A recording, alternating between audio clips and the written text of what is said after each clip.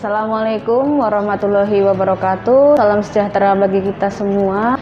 Perkenalkan, nama saya Dr. Nike Indrawati Haryono, spesialis neurologi. Saat ini saya dipercaya untuk bekerja di Rumah Sakit Umum Dedi Jaya Brebes. Selamat siang warga Brebes. Hari ini kita mau ngobrol-ngobrol ya tentang apa sih penyakit saraf itu, yang terbanyak seperti apa gitu, dan nanti kalau ada keluhan jadi bisa ke Rumah Sakit Umum Dedi Jaya Brebes.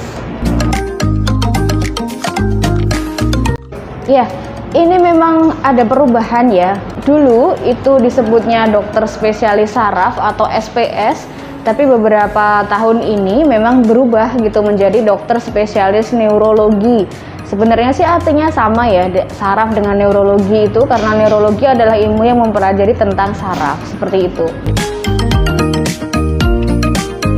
Oke, sebenarnya banyak sekali, tapi yang terbanyak ya, itu pasien-pasien terbanyaknya adalah stroke.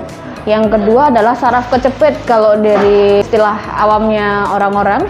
Sebenarnya itu adalah suatu sakit pinggang yang menjalar ke tungkai dan memang itu kronis, sulit sembuhnya. Terus juga ada epilepsi atau orang awam menyebutnya ayan. Ada juga Parkinsonism atau Parkinson sendiri, seperti tangannya yang bergetar, terus redek kalau kata orang sini bilangnya. Ya, itu pertanyaan yang sangat bagus, karena di dunia neurologis itu kita ada semboyan time is brain. Artinya semakin cepat pengenalan penyakit saraf itu, semakin cepat penanganannya, maka hasilnya akan lebih baik dibandingkan dengan adanya delay atau keterlambatan penanganan dari penyakit saraf itu sendiri. Contoh yang paling banyak ya, stroke, atau orang mengenalinya lumpuh separuh badan gitu, atau kemudian tiba-tiba tidak bisa bicara, tiba-tiba pelo, wajahnya tiba-tiba perot.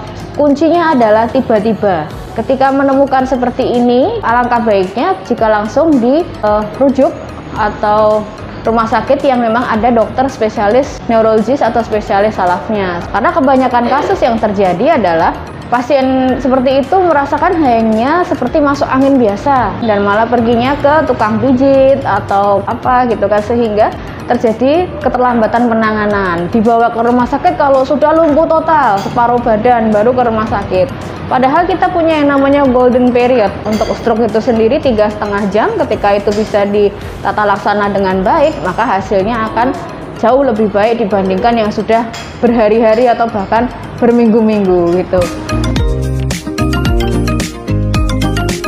Sebenarnya tidak ada persiapan khusus ya, kita sama-sama seperti dokter lain gitu ya, melayani pasien dan kita menganamnesa sehingga tahu keluhan pasien itu apa, kemudian memeriksa fisiknya, dan jika diperlukan pemeriksaan penunjang, kita akan lakukan pemeriksaan penunjang.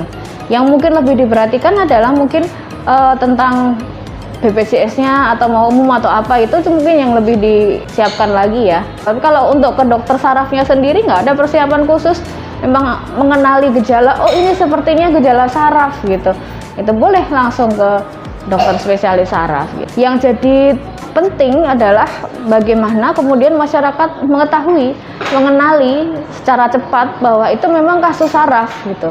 Bukan mengatakan ini masuk angin biasa, terus mungkin malah dikatakan kalau orang ayan itu ya, itu kemasukan roh jahat atau apa seperti itu gitu. Kita mungkin perlu sesi-sesi selanjutnya yang untuk membahas tentang stroke itu bagaimana sih masyarakat bisa mengenalinya, kemudian epilepsi itu seperti apa, kemudian saraf kecepit itu seperti apa. Jadi mungkin ada sesi-sesi khusus yang kita bisa interaktif dengan masyarakat. Yang pertama, sama seperti dokter-dokter lain, akan menyarankan lifestyle yang baik ya. Kemudian makan yang sehat, kemudian olahraga, istirahat yang cukup. Sebenarnya sama seperti itu. Hanya saja pada penyakit-penyakit saraf memang ada faktor-faktor resiko yang harus dikenali oleh masyarakat. Contoh untuk stroke misalnya, faktor resikonya darah tinggi, DM atau kencing manis, terus kolesterol tinggi, obesitas dan merokok, itu yang harus dihindari. Terus kemudian kalau untuk saraf kecepit gitu kan, biasanya karena angkat-angkat berat, kebanyakan duduk ya, posisi mungkin pekerjaan ya gitu yang mengharuskan dia harus duduk lama seperti itu. Itu yang harus dikenali oleh masyarakat. Terus saya pengen menyampaikan satu pesan ini ya dari guru besar saya, Profesor Amin Husni, spesialis saraf, bahwa yang terpenting adalah psikoneuroimunologi. Jadi kalau psikis kita bagus, kita dekat dengan Tuhan, insya Allah persarafan kita itu akan mengaktifkan sistem imun kita, kita menjadi lebih kuat, kita menjadi lebih sehat, seperti itu. Yeah. Mungkin baru ini yang bisa kita sampaikan ya untuk masyarakat Brebes dan sekitarnya gitu. Untuk lebih lanjutnya misalnya pengen ngobrol, pengen konsultasi, bisa datang ke Rumah Sakit Dedi Jaya Brebes. Kemudian jadwal prakteknya itu Senin, Rabu, dan Jumat jam 11 sampai jam 13. Semoga nanti bisa ketemu dengan saya langsung, kita diskusi dulu atau mungkin langsung pemeriksaan atau mungkin ya langsung kita programkan.